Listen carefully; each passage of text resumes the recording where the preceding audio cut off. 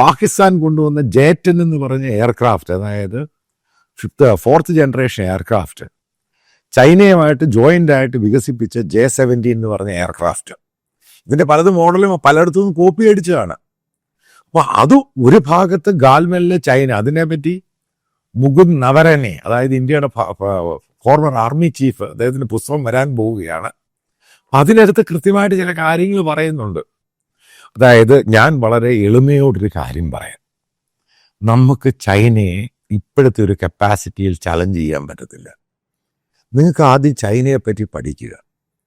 അവിടെ ഒരു വാറ് ഗാൽവനിലോ ലഡാക്കിലോ ഈ പറയുന്ന അവിടെ ഒരു വാറ് പൊട്ടി പുറപ്പെട്ടിരുന്നുവെങ്കിൽ ഞാൻ വളരെ കൃത്യമായിട്ട് പറയാം, ചൈന ഇന്ത്യ നശിപ്പിച്ചേനെ.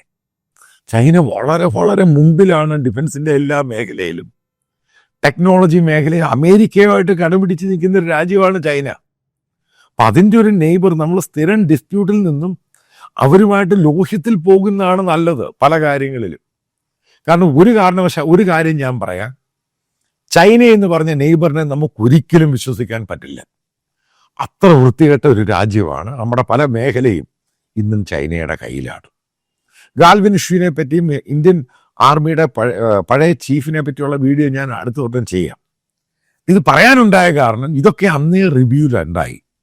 അതേപോലെ തന്നെ എങ്ങനെയാണ് പാകിസ്ഥാൻ, ചൈനയുടെ പ്രോക്സിയായ പാകിസ്ഥാൻ ഇന്ത്യക്കെതിരെ നടത്തിയ ആക്രമണം ഇന്ത്യ എങ്ങനെയാണ് തിരിച്ചടിച്ചത്.